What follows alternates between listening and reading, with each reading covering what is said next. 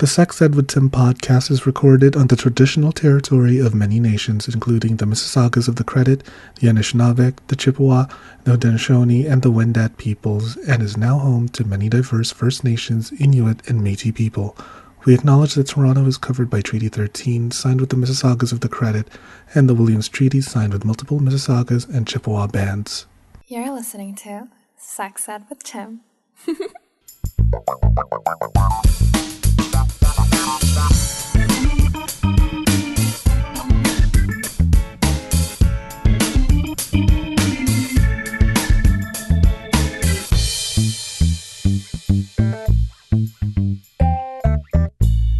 Hello and welcome to another episode of the Sex Ed with Tim podcast. I'm your host, Tim, certified sex educator, your local chaotic homosexual. And are you a washing machine? Because I want to put my dirty load in you. Oh, I don't. That's another listener submitted pickup line. I'm not sure how I feel about that. I don't know, Liv, have you ever heard a pickup line that's worked on you? No, but when I was about 18 years old, I had this pickup line that actually worked. It's so stupid, but it's funny. I want to hear it. Do you remember? Yes. When was the first time you realized you were attracted to me? Oh. That's so simple. I know, but it's effective. It worked because the guy usually laughed and I think they just couldn't tell if I was joking or not.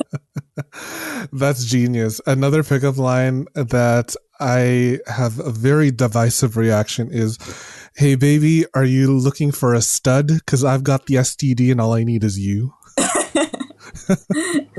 Oh yeah, I guess it depends on the person. Yeah, so I figured that can break the ice either way, but I don't know if I'll sink or if I stay afloat. But more on pickup lines later. But I just wanted to do a little introduction. That beautiful Australian accent, my dear chlamydiates. Liv, my chlamydiates are the fans. Fans of the show, my dear chlamydiates, that beautiful Australian accent that you hear on the other end of the mic is none other than author and sex expert Liv Arnold. Hey Liv, how are you doing? Hi, I'm good, thank you, Tim, and thanks so much for having me. And you saying the word chlamydia, it reminded me of something.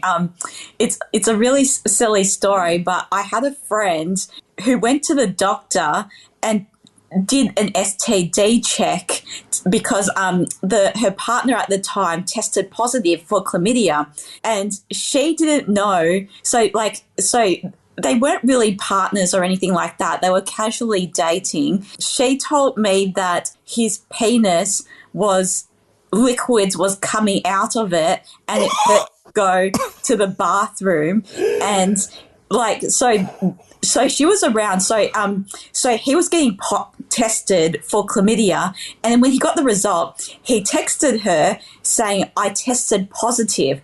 And she replied back with congratulations, because she thought testing positive meant it was all good. Oh, sweetie, no. And then he kept saying, "What's wrong with you?" Because she showed me the text exchange, and she just kept saying, "I'm so happy for you." And stuff like that. Honestly, she's so real for that. I've been failing a lot of tests, but recently the only one I passed is a COVID test. Okay. So that came out positive. So I feel for her. I love that. But Liv, please introduce yourself to our fine chlamydiates. What is it that you do and what you do so well? So I'm from Melbourne, Australia. I'm a romance author, and so I've written the books Law and Disorder, Etched in Stone, and Stepping Stone. I'm very into sex positivity in my romance books, which is, I guess, what your show is all about. So you would think that everyone has sex, but but people see it as this taboo thing, or like they think that anyone that openly talks about sex in a matter of fact way, that they're open to being like hit on or like very, very creepy messages. And I think it's important to be able to speak about sex openly and respectfully as well. So in my books, like consent is a big one. Unless it's a big hell yes, it's a no. And I think that can translate to real life as well, because you often hear like maybe someone on a date saying that, oh, but this person, he kept asking me or like bugging me to have sex, and then I eventually gave in. And then that person, they might feel uneasy about it afterwards, but they don't know why, because they consented, but really it's some form of like manipulation or coercive control. Because if you liken it to a salesperson following you around the shop, bugging you to buy something, and then finally you say, fine, I'll buy it. You don't really want to buy it, but like you just felt pressured into doing it. And I think that's a role that a lot of romance books, they play in that big enthusiastic consent, and where it's more enjoyable and it's healthier for everyone. I love that, because consent is something that goes beyond yes means yes, no is no. And in your books, do you go into the nitty gritty and the awkwardness of the negotiation of sex and what acts are acceptable and what not? It is still a romance book, but with consent, it has to be an enthusiastic yes, either by words or body language.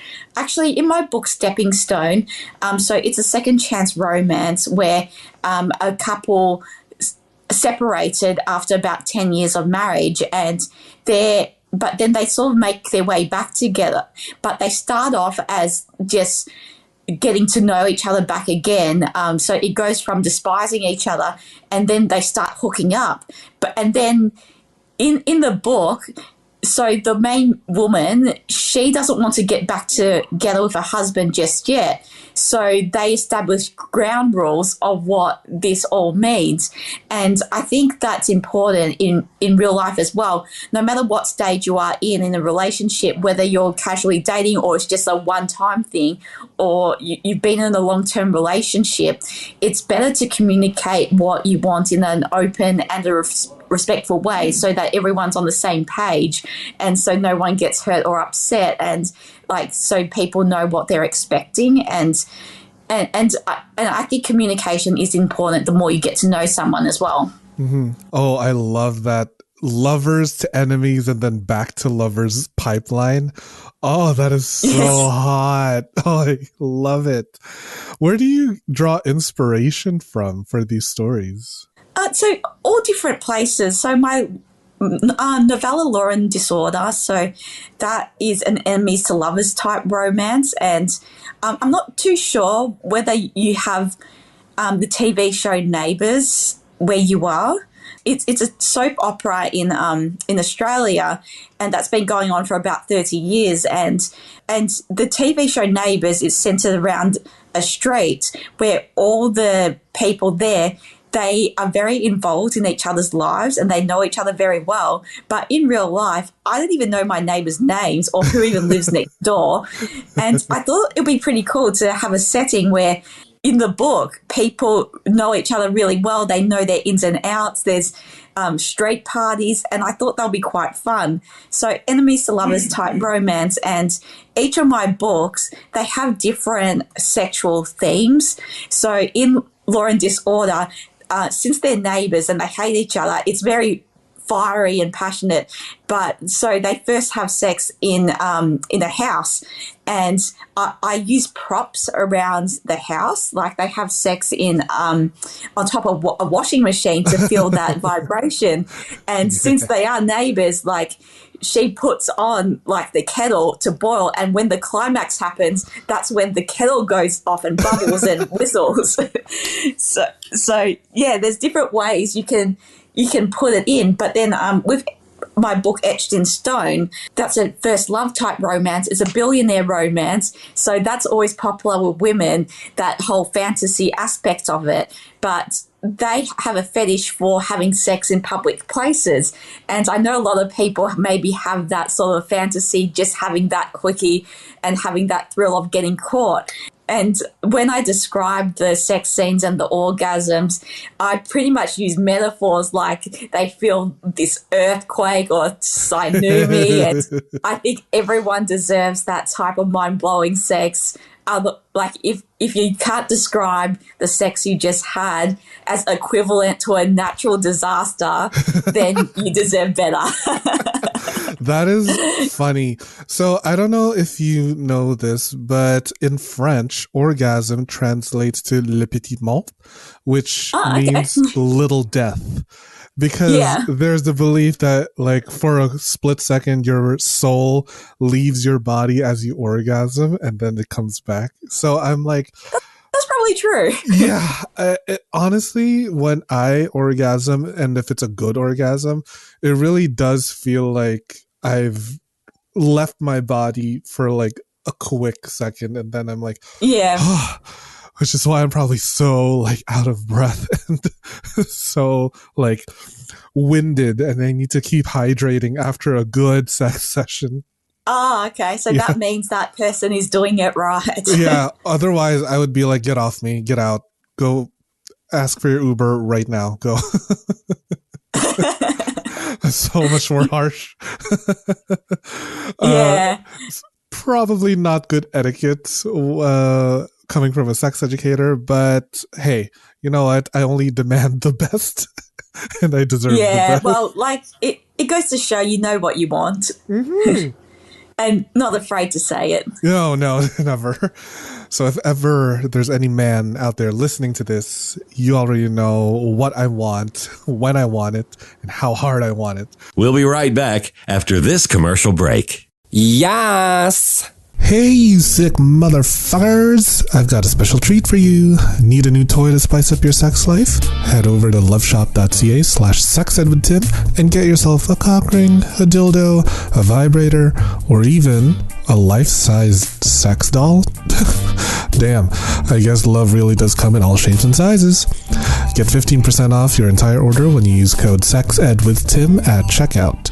They're shipping to all of Canada and the United States because North America is horny. That's loveshop.ca/sexedwithtim and use code SEXEDWITHTIM for 15% off your entire purchase. Happy orgasm! Do you like feeling sexy and looking sexy? Of course you do. Only my listeners are sexy as fuck. I have partnered with fetishwear designer Dale Kuda to bring you the hottest deals on custom jockstraps, harnesses, hats, and more. Head over to dalekuda.com, that's DALEKUDA.com, and use code SEXEDWITHTIM at checkout for 25% off the entire store. Yeah, you heard me. 25% off. And cherry on top, free shipping. Oh my god. I have a few of the stuff that he has made for me, and girl, I'm wearing it right now. I'm wearing like a little jockstrap so that I could easily just like slip a little butt plug or dildo every now and then here and there, and I'm on the train. I'm just like, thank you, Dale. That's dalekuda.com with the code SEXEDWITHTIM for 25% off your entire purchase with free shipping. With a deal like that, I swear I could come buckets, honey. Mm-hmm. The show is about to begin. Yes. I'm curious as to how the culture is around sex where you're from, because whenever I speak to guests around the world, they do have certain attitudes towards sex, and it's always a different perspective. I'd like to know what the culture is around sex in Australia. Well, I heard the culture is more positive in America compared to Australia.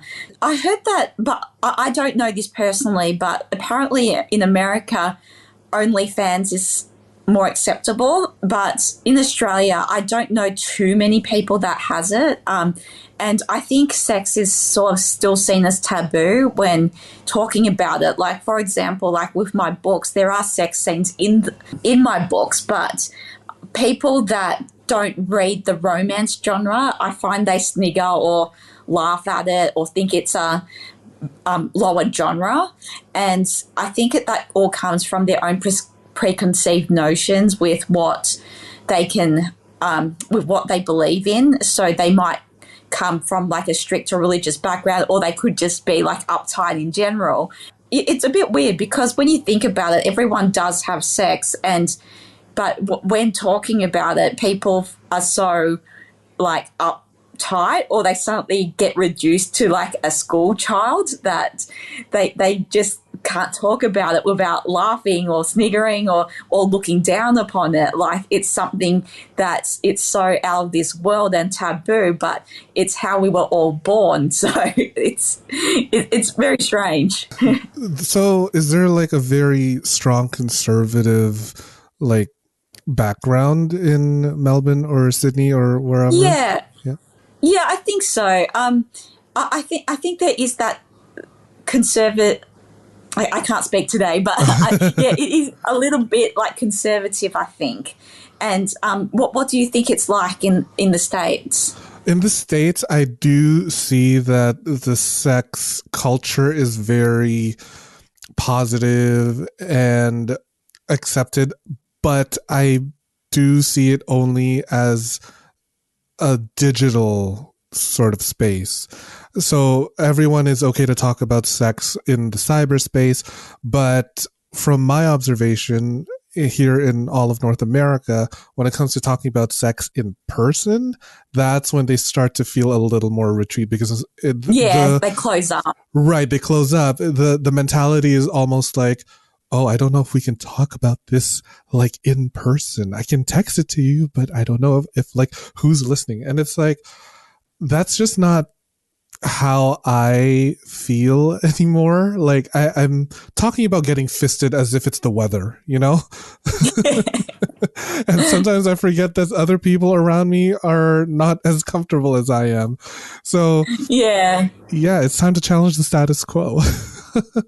Yeah, it is natural. And even with romance books, people think of it as a less than genre because of the sex scenes. And there is that status quo there that I often get asked, like, so is your books like based on something that happens in real life? Which, when you think about it, it is kind of sexist, or it's very closed-minded, because people don't go up to a thriller author and say, have you murdered someone in real life? So there's like that stereotype there and their own preconceived notions about what a romance author is. Right. What are some of the myths that you can bust for us about a romance author? So I guess it's like any other genre. People think that it's very formulatic. It follows a formula and it's very cheesy. But a lot of romance books lately, they've really been championing sexual wellness. And with my book, so my latest book, Stepping Stone, the main male character, he has PTSD from coming from the war in Afghanistan. And I spoke to someone that I know that's been through that war, and he told me insights on what to look out for and symptoms. And since I've always had anxiety, some of the symptoms were similar, like the clenched chest and the mind spiraling out of control. And so I used these experiences to go the main male character. So I write real life, like relatable people with real life challenges. So it's not all that cheesy stuff that people picture. It's not like that 50 Shades of Grey sort of askewed kind of view on sex. I mean, not to hate on 50 Shades of Grey or anything. And like, I still enjoyed 50 Shades. Yeah, exactly. I do too. Yeah. Like, honestly, the number of times I had to pause to like masturbate, I will admit it was a lot. So I do enjoy it, even though I know that this is such a very false view of what BDSM and kink should be like. Yeah. So what are some of the ways that you are portraying a more realistic sort of scene in your books? Yeah, so with my main male character, Marco, so he's very big on safety, and that's meant to be a sign of PTSD after coming from a war, because you just have to make sure everything's exactly right, otherwise something will go wrong. So he's very big on safety, like putting the seat belts on the kids, like the security around the house. Also, he gets startled by very loud noises because it reminds him of guns firing or bombs going off. And from speaking to the person that I know that served, he said pretty much everyone that comes back from serving, they come back with some form of PTSD. And I think that's something maybe people can relate to, if not for the PTSD element, but maybe for the more anxiety or the fear or the depression element that people can go through, because a lot of people at some point in their lives, they face some form of mental health challenge. Right, right. How does the PTSD affect the character's sex life? Yeah, so that's part of the reason why they separated, because she wasn't really properly educated on the forms and how PTSD might look like, and how sometimes that he might feel like that he's in another place, so in an out-of-body type experience, like his mind is somewhere else and he doesn't quite know where he is. So there were times in the book where she might come back and the room is trashed and he's crying, and that's sort of partly what broke the marriage, because they stopped communicating. And even though I didn't really say they stopped having sex, but because of the communication breakdown, that sort of ruined a lot of like their relationship. And I think communication is a big thing in any relationship, even if it's like decades long or even a day, like just to be very clear on what you want and what's going on in your mind, just so that you're both on like the same page. Right, right. Oh, I kind of feel for this character now that you describe it, because I too had my own PTSD experiences with sexual assault. So for a while, it was very difficult to have sex, or to even like, let alone communicate that kind of boundary or limit. I'm wondering, is there a point in the book that kind of addresses the recovery process and how the character starts to improve their sexual health? Okay, I love that. Can you go a little more into that? Yeah, so there is. So both of the main characters, they have their own independent journeys, both independently and together, before they I guess they're well enough to come back together and grow enough as people. So with the main female character, she's always been interested in like BDSM, but she never voiced this to her husband, because she thought, oh, maybe people will find this weird, maybe he'll find it weird, because her character, she grew up from a strict religious background, and this type of thing would have been frowned upon. And with the main male character, so when he starts to realize that there was this moment in the book where he had a really bad nightmare type dream, and she goes to wake him up, and then he flings her off in his sleep because of his dream. And then he realized that he could have hurt her in some way. And then since they did grow individually and were coming back together, he sort of realized that she was his main priority, and giving their marriage another chance was the priority. So then after that happened, he starts researching on things to help with PTSD. And so the book sort of ends with him researching therapy. And I know that doesn't work for everyone, but I think it's important to start to see what works for you. So I've done therapy to help with anxiety, and that never helps for me, or medication. And doing therapy, I came to the conclusion that talking is overrated. So you're pretty much stuck in a circle over and over again, and in that moment. But I think like just because one thing doesn't work for you, it doesn't mean something else won't. Correct. Like for me, I am pro therapy, but I'm also pro finding whatever is best for you because while not everybody is suited for talk therapy, there are other ways to heal. Like, for example, my trauma, I healed it through kink, actually, Oh, through okay. BDSM. Yeah. Where I hired a sex worker to role play as my assailant. And he pretended to drug me, which is what happened by putting Oh, I'm Splenda. sorry. That's okay. I'm like fully healed from it. I can talk about it comfortably now. So in the scenario that I negotiated with the sex worker, I told him to put Splenda in a glass of Coke, and I pretended Hmm. like that was the roofie. But when he proceeded to quote unquote rape me, it wasn't like non-consensual. I was just playing like I was drugged. So I was in complete control the whole time. And, I got a pretty amazing orgasm out of it Yeah. and a really big penis inside of my butt. So everybody So won. you sort of felt like you took some of that like power or control back.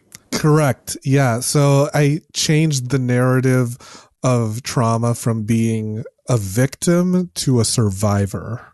So I got over that, or not got over. I went through that. I got through it, and I'm still here today, having the best sex of my life. Well, you do hear people use kink to get over like any trauma because yeah. So with my main characters, they do use kink to like feel more in control because with my main male character, his PTSD, he felt so out of control after returning from Afghanistan. And when she suggests, let's try this, he didn't think about it before, but when they started trying it, he realized that it was getting some of his control back with through this. And sometimes I've read some articles with dominatrix and stuff like that, how men or women, they go to dominatrix, I don't know, to get some form of control back, even though they're the ones getting Yes. whipped or punished. Yes, because more often than not in a scene, the submissive partner is Yeah. the one that has complete control over how hard or soft and how much power the giving partner Yeah. has, right? So I that's so hot. I'm like I'm getting horny thinking about it. My libido is through Yeah. the roof. Well, Yeah. sometimes like it. I was reading a story about a day in the life of a dominatrix, and she said that she went from like a very shy mousy type woman to having full of confidence after doing this job. Yeah, that's it. Because it puts you in this sort of, I guess, situation that you're normally not exposed to, right?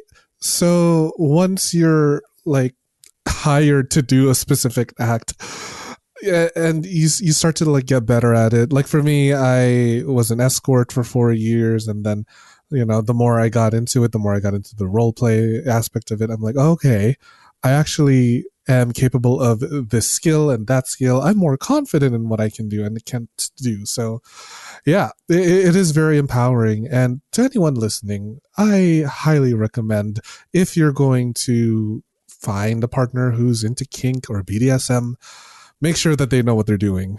Or, you can hire me.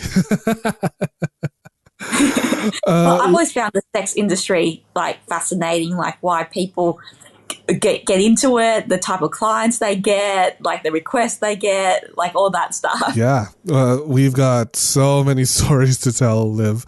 I'm wondering, because you kind of are in the sex industry as well, how long have you been in this industry for, and where do you see yourself going?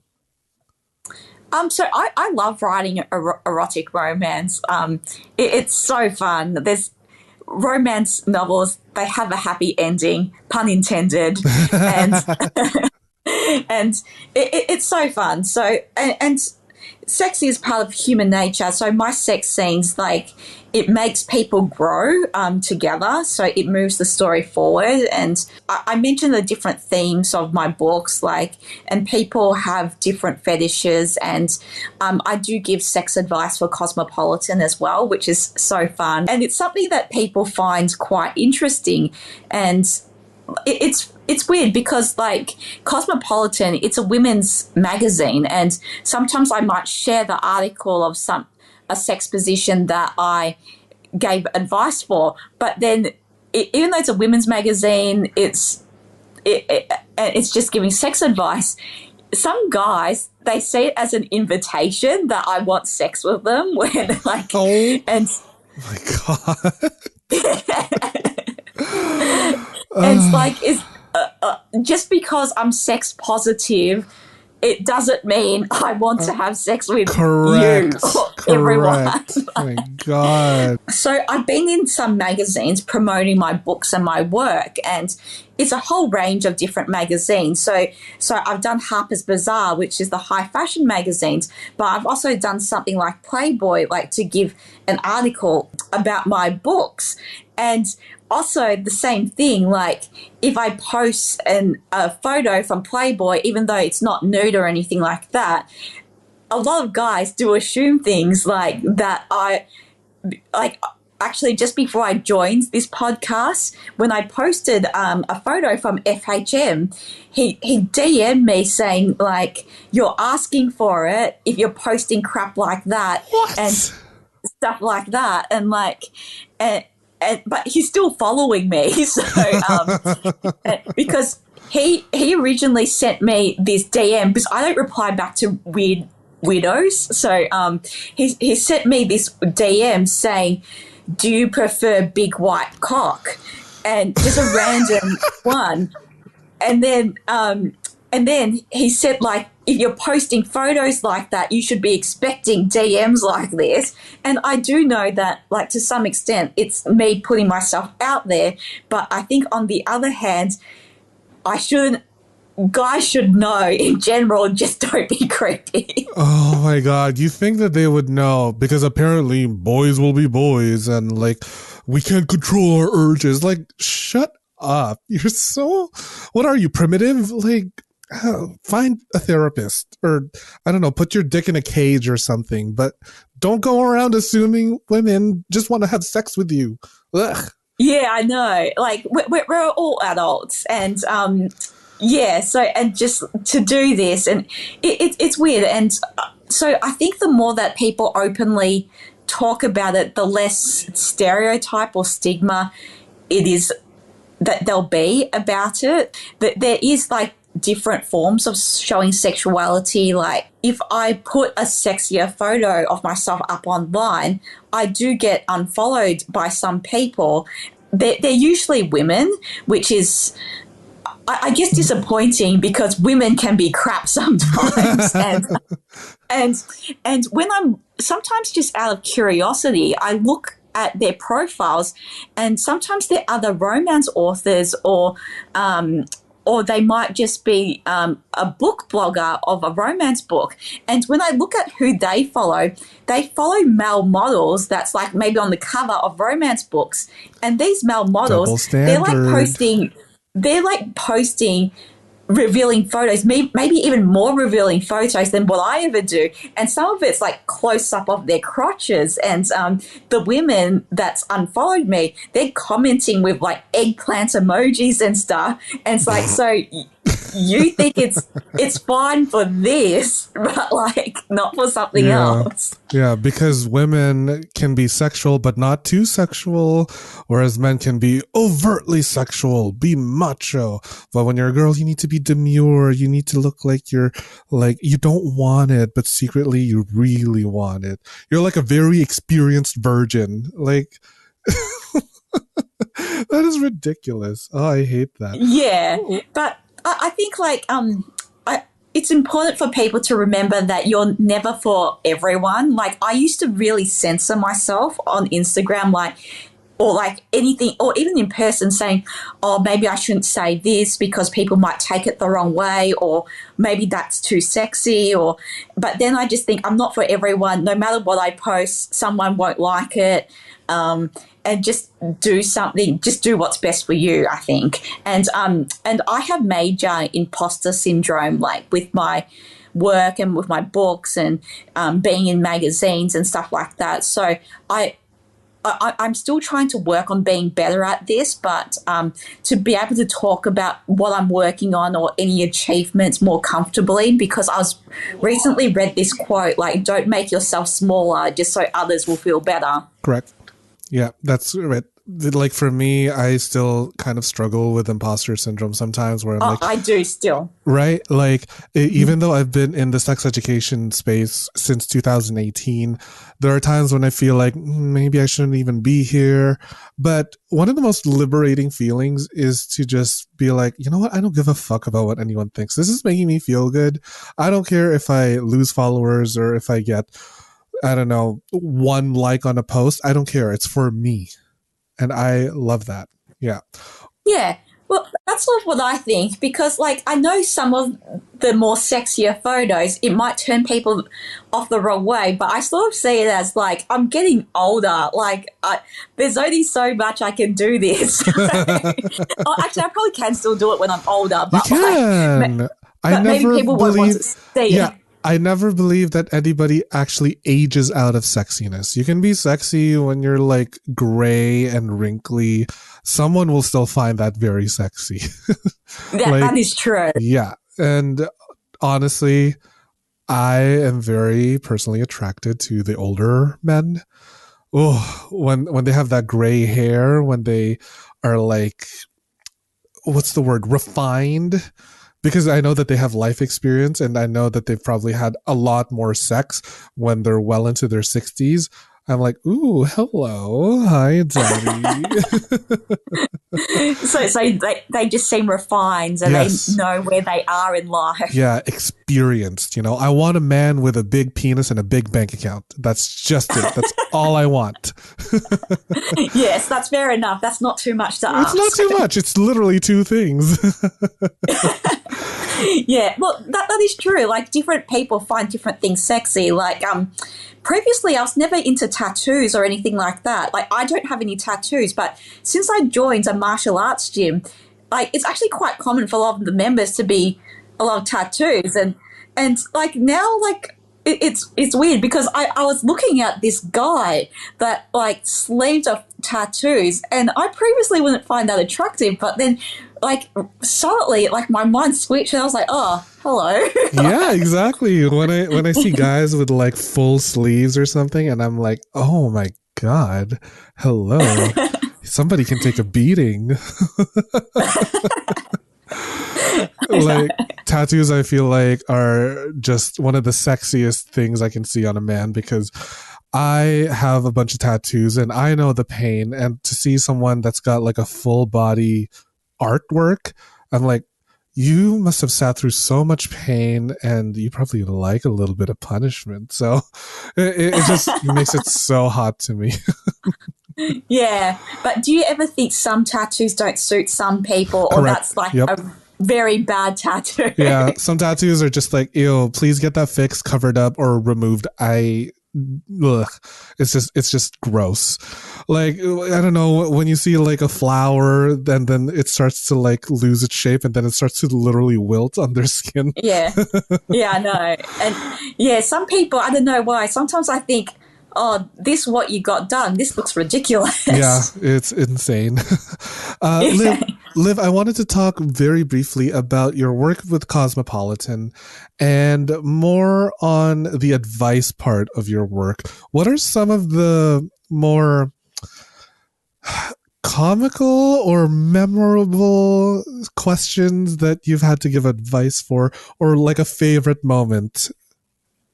Oh, so I guess my absolute favorite moment, but then I've got 2. So my absolute favorite moment was the first time being Cosmopolitan. It was about Valentine's Day sex positions. Oh, And they actually gave my sex advice like they named it its own sex position name called The Swoon because it relates to a romance novel. And I thought, oh, this is really cool, being in a renowned magazine, and they made up a sex position based on what I said. And yeah, so that was really cool. And they accompanied all these sex positions with cartoon figures, so naked cartoon figures having sex with each other to like demonstrate what you just said. And yeah, so it was really cool seeing that come to life about the sex position I said, and then seeing the cartoon that came with it. It's very cute. I'm looking at the swoon right now, and the woman is resting against the wall, and her leg is wrapped around the man. And it's one of those positions that are just like ready to go if you got to have a quick little rendezvous in the bathroom or a supply closet.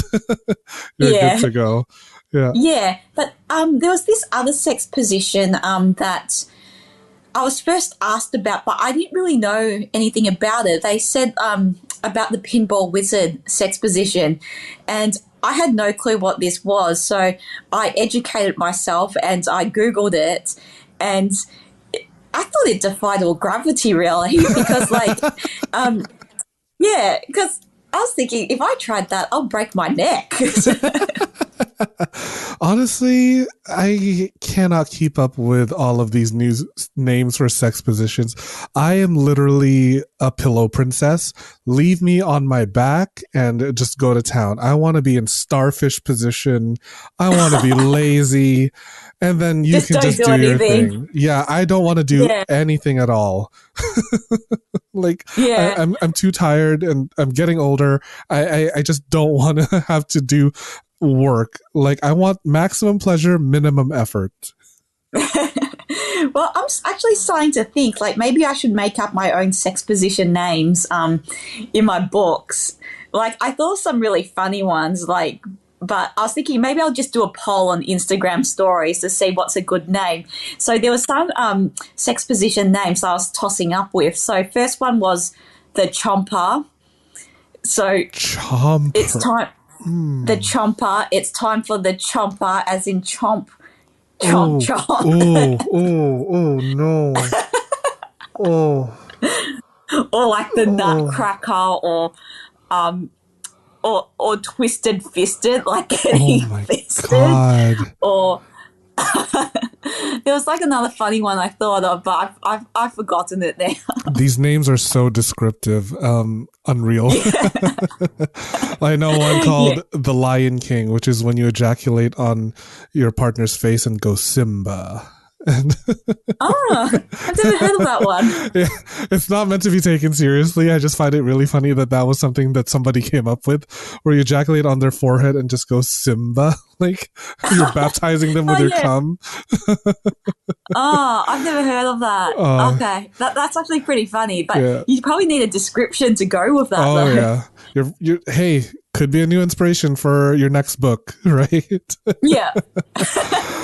Yeah, well, sex can be funny, so you may as well embrace it. Yeah, it is. Speaking of your book, just going back to that, I was wondering if you'd be able to do us the honor of maybe reading a tiny little bit of your book, if possible. Yes, I can. Okay, well, I'll read the beginning of this sex scene when they first, get it on. So, stepping stone. I have missed you. His smile was warm and soft and inviting. When the spark reached his eyes, her resolve withered. She rested a hand on his tight pecs. The thought of the naughty toys in the cupboard and putting them to good use goaded her. After the week she had, she needed the release. Jenna licked her lips in anticipation. Tonight, she wanted to forget. You miss me. Wrath stomped through her body. She shoved his chest. He didn't stumble back, but his eyes glowed with desire. Prove it. She bumped him again before clasping one hand at the back of his neck. This was about getting her rocks off. Marco didn't hesitate. He wrapped his muscular arms around her and took the 2 steps necessary to back her against the wall. Is this proof enough? A hard erection strained against her belly. Their lips hovered inches from each other's, a mingled breath away. His mouth fell against hers in a fast, hard swoop. no holding back. Familiar but exciting, his tongue surged into her mouth, licking and nipping her lips. A pulse shivered between her thighs. Maybe the adrenaline of doing whatever the hell she wanted, and she wanted him. Stuff the consequences. She fisted his t-shirt. This is sex, not reuniting. His smile faltered. Okay. Fuck me. This was about her. For too long she considered others to her detriment. Tugging his t-shirt, she lifted the material over his head. An eagle tattoo in a Celtic style spread across his upper body, the artwork a combination of little knots, crosses, and spirals. She marveled at his granite-like abs, each line like they had been drawn on. His hips had ridges pointing south toward his groin, hidden in jeans. Sucking in a breath, she traced the valley of his chest with a single finger. Ooh.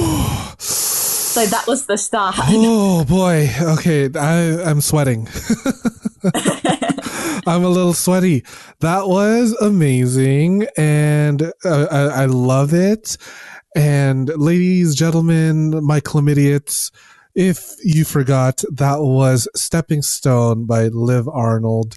Liv, if you could please tell the audience where they can find your book, where they can find you online, and how they can best support your work. So people can buy my books on all major online retailers, so Barnes & Noble, Amazon, Kobo, all that good stuff. They can find me on my website, livarnold.com, or my social media, so Liv Arnold Author, or Instagram and Twitter, LIV_AU. I'm not saying X because I'm not used to saying No one is. And people can support me by buying my books because I'm not built for OnlyFans. And people can support me by rating, reviewing, subscribing, wherever you get your podcast. If you made it this far into this chaotic conversation, thank you so much for listening. Please do not forget to give that 5 stars, leave a review. It really does help the show, because if you're not supporting us, then I don't know, you're a racist, I guess. So thank you for tuning into another episode. Or homophobic. Or you're a racist homophobe. You are a racist homophobe. That's what you are. And you're sexist. And you're sexist. Oh, if you do not click 5 stars, you're a racist homophobe and you're a chauvinistic pig. Oh, and you don't want that. Thank you for tuning into another episode of the Sex Ed with Tim podcast, and I will see you all at the next one. Goodbye. Thanks for listening to the Sex Ed with Tim podcast. Sex Ed with Tim is created and produced by me, Tim Lagman. Music is Aces High by Kevin MacLeod. Follow me on Twitter and Instagram at GaySlutClown and at Sex Ed with Tim. You can also like and follow me on the Sex Ed with Tim Facebook page. If you enjoyed the show, please rate, review, and subscribe on Apple Podcasts, Spotify, or wherever you get your podcasts. Thanks for all your support, you dirty little slut. Mwah.